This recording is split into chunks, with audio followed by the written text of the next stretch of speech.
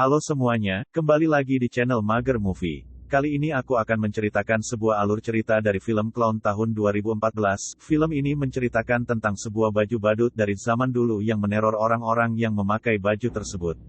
Bagaimanakah kelanjutannya? Tonton videonya sampai habis. Scene awal memperlihatkan sebuah rumah yang dimiliki oleh seorang ibu muda yang bernama Meg.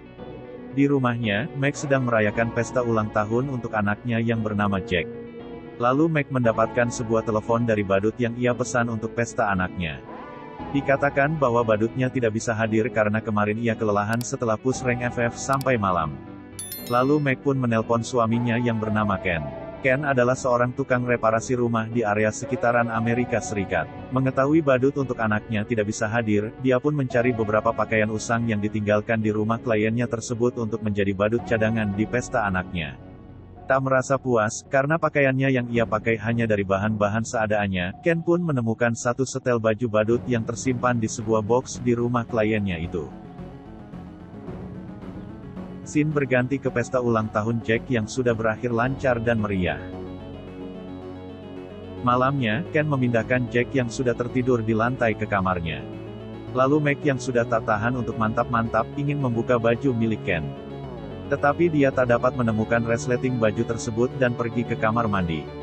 Meg pun menyuruh Ken untuk melepaskan bajunya sendiri, sembari Meg akan mandi untuk persiapan mantap-mantap. Tetapi Ken malah tertidur karena kelelahan menjadi badut. Keesokan harinya Meg yang sudah kena PHP, membangunkan Ken agar bersiap-siap untuk mengantar Jack pergi ke sekolah. Sebelum itu, Ken pergi ke kamar mandi untuk membersihkan riasan badutnya. Sesampainya di sekolah, terlihat bahwa riasan badut di wajah Ken masih utuh walaupun tadi sudah ia cuci di kamar mandi. Teman-teman kerjanya pun kebingungan melihat wajah Ken yang masih seperti badut. Di ruang kerjanya, Ken akhirnya berhasil membilas riasan itu dengan obat khusus yang ia beli di apotik terdekat. Ken dapat membilas wajahnya sedikit, akan tetapi ia tetap tidak bisa melepaskan bajunya tersebut. Melihat pisau yang berada di laci meja, ia pun menggunakan pisau untuk merobek baju badutnya tersebut. Bukannya robek, ia malah menyayat tangannya sendiri dan membuatnya terluka. Tak berhenti sampai sana, ia meminjam alat potong kayu untuk merobek bajunya itu. Tetapi lagi-lagi gagal, dan malah mematahkan pisau potong tersebut. Sesampainya di rumah, ia mengatakan pada Meg bahwa ia tidak dapat melepaskan bajunya itu meski menggunakan benda tajam. Meg pun tertawa pada Ken, karena jiwa badutnya terlalu besar padahal baru satu kali tampil di pesta. Lalu karena Meg adalah seorang dokter magang di rumah sakit umum, ia pun menggunakan alat dokternya untuk melepaskan hidung badut yang tertempel di hidung suaminya itu. Usahanya berhasil, tetapi itu juga merobek kulit hidung milik Ken. Hidung badut yang terlepas itu pun dimakan oleh anjingnya. Ken lalu dilarikan ke rumah sakit tempat Meg bekerja untuk mendapat penanganan lebih lanjut dari dokter di sana. Malam berakhir, kemudian Ken kembali ke rumah kliennya itu untuk mencari tahu ada apa dengan pakaian badut yang ia pakai saat ini. Dia pun menemukan sebuah inisial KC di atas box baju tersebut.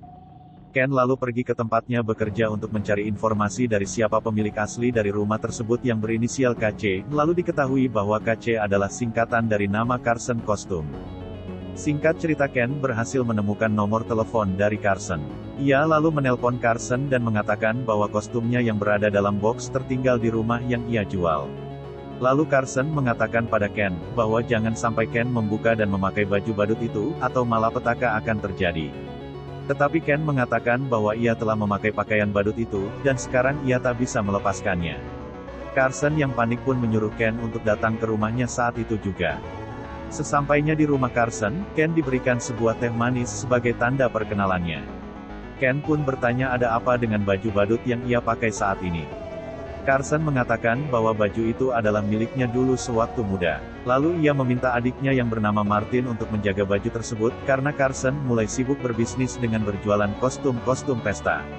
Lalu Carson memperlihatkan sebuah buku kuno yang menceritakan tentang iblis dari pegunungan Belanda yang suka memakan anak-anak tiap musim dingin berlangsung.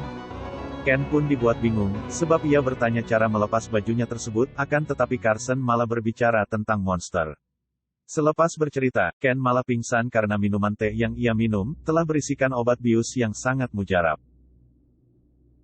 Sejam berlalu, Ken pun terbangun dari pingsannya dan menyadari bahwa dirinya telah diikat di sebuah papan eksekusi. Carson ternyata berniat membunuh Ken dengan memenggal kepala Ken menggunakan sebuah golok. Apesnya, sebelum akan memenggal kepala Ken, ikatan tali di tangan Ken terlepas, dan sabetan dari Carson malah mengenai pundak Ken. Anehnya, ia tidak merasa kesakitan sama sekali dan menyerang balik Carson. Setelah terpojok, Carson mengatakan bahwa baju badut itu terbuat dari kulit dan rambut iblis yang ia ceritakan tadi. Ken yang tak percaya dengan perkataan Carson, langsung membawanya pulang ke rumah dan menelpon polisi untuk melaporkan Carson yang tadi sempat ingin membunuhnya. Tetapi keluarga Meg yang saat itu sedang berada di rumah menyangkal Ken, karena tidak mungkin kakek-kakek seusia Carson bisa berbuat seperti itu. Ipar Meg yang emosi pun ingin memukul Ken untuk menyadarkannya. Tetapi Ken malah mematahkan tulang tangan ipar Meg tersebut. Seketika Meg kecewa dan Ken pun pergi menggunakan mobilnya. Di mobil, Ken mulai merasa aneh pada tubuhnya dan muntah-muntah, diikuti juga dengan tangannya yang mulai memanjangkan kuku-kuku tajam. Carson yang bisa melepaskan diri dari ikatan Ken, langsung berusaha lagi untuk membunuh Ken di mobil. Sayangnya, mobilnya oleng dan menabrak sebuah beton jalan. Lalu Ken bertanya sekali lagi, kenapa Carson berusaha membunuhnya terus? Dan Carson hanya menjawab, bunuh dirimu sendiri, sebelum kau menjadi pemangsa liar. Seusai Carson mengatakan hal itu, Ken tiba-tiba merasa lapar dan lari menuju hutan. Tak disangka di hutan itu ada sebuah pramuka anak-anak SD yang sedang mengadakan acara camping di sana. Lalu ada seorang anak pramuka yang kita sebut saja Asep. Merasa dirinya harus buang air kecil sekarang juga dan pergi ke belakang hutan. Sembari berjalan di hutan, Asep melihat sesosok orang yang berada di sebelah pohon besar. Sesosok orang itu ternyata Ken yang sedang kelaparan. Ia lalu meminta makanan pada Asep yang saat itu kebetulan membawa sebuah roti bekas ia makan tadi sore. Perlahan tapi pasti, Asep berjalan menuju ke arah Ken. Sesampainya di sana, Asep malah disergap dan dimakan oleh Ken dengan lahap. Singkat cerita, Ken menuju sebuah motel untuk bermalam di sana. Sebelum masuk ke kamarnya, ia bertemu dengan seorang anak kecil bernama Robbie yang sangat menyukai badut. Ken menyuruhnya untuk pergi karena perutnya kembali lapar tiap melihat anak kecil. Di kamarnya, Ken merasa bahwa baju badut itu mulai sangat ketat dan seperti menyatu dengan tubuhnya.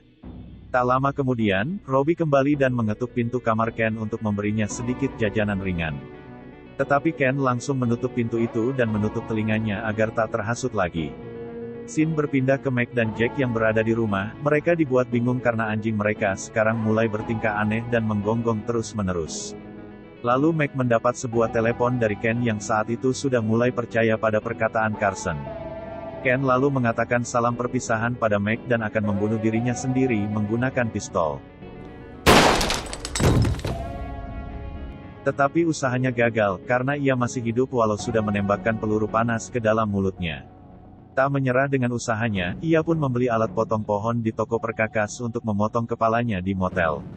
Sesudah mempersiapkan alat bunuh dirinya, Robbie malah masuk ke kamar Ken dan membuat Ken terjatuh ke arah yang salah. Mesin potong itu pun terjatuh dan mementalkan gergajinya ke arah Robbie. Seketika Robbie mati di kamar Ken. Beberapa jam kemudian Meg datang dan melihat bahwa Ken telah banyak berubah dari segi fisiknya. Ken yang frustasi kemudian meminta Meg untuk mengajaknya pulang. Meg pun setuju dan menutup pintu kamar penginapan Ken. Sesampainya di rumah, Ken menyuruh Meg untuk mengikatnya dengan rantai dan jangan mempercayai perkataannya sesudah ini, itu karena Ken merasa kesadarannya sudah mulai hilang, dan mungkin saja iblis itu sudah sepenuhnya mengendalikan dirinya. Setelah mengikat Ken, Meg pergi dari rumah untuk mencari informasi mengenai baju itu lagi di rumah peninggalan Martin. Di sana Meg menemukan sebuah kamera yang berisikan sebuah rekaman samar-samar milik Martin dan Carson. Di rekaman itu memperlihatkan seseorang yang sudah menjadi iblis sepenuhnya karena baju tersebut, dan di sampingnya juga ada orang yang telah mengikat iblis itu di sebuah kursi. Di sisi lain, Jack yang berada di sekolah sedang dibully oleh temannya yang bernama Curtin.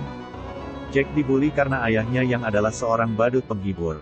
Muak dengan ejekan dari Curtin, Jack kemudian menggigit tangan Curtin lalu pergi pulang.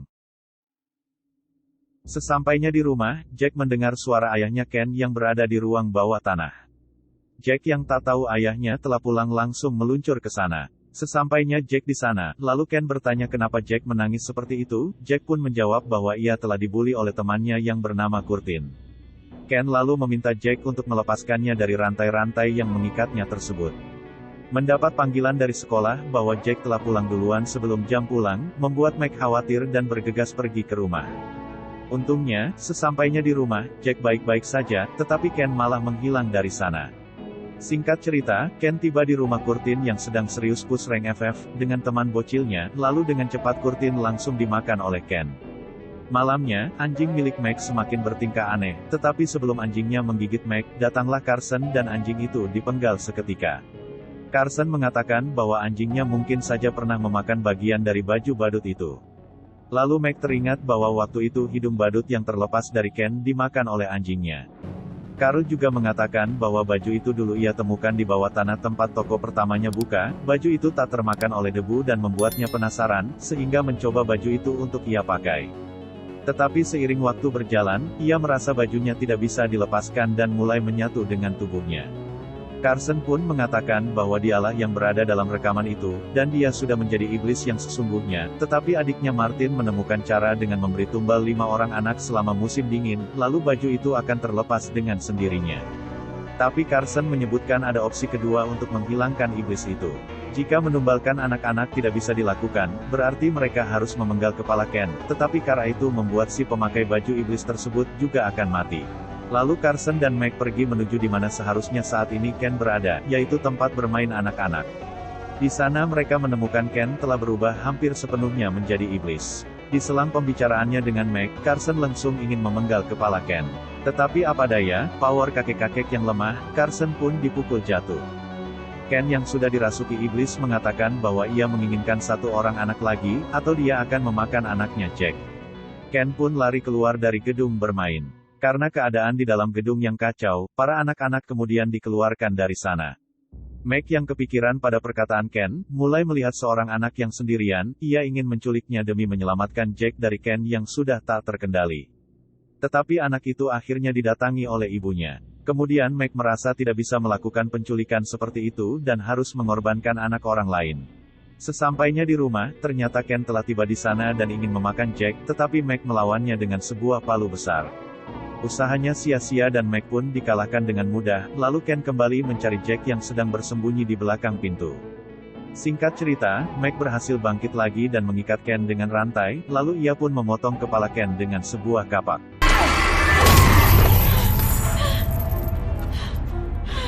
Kepala iblis itu pun terkelupas dari tubuh Ken, mengikuti seluruh baju yang ada di tubuh Ken. Meg dan Jack pun selamat walau mengalami banyak luka yang serius.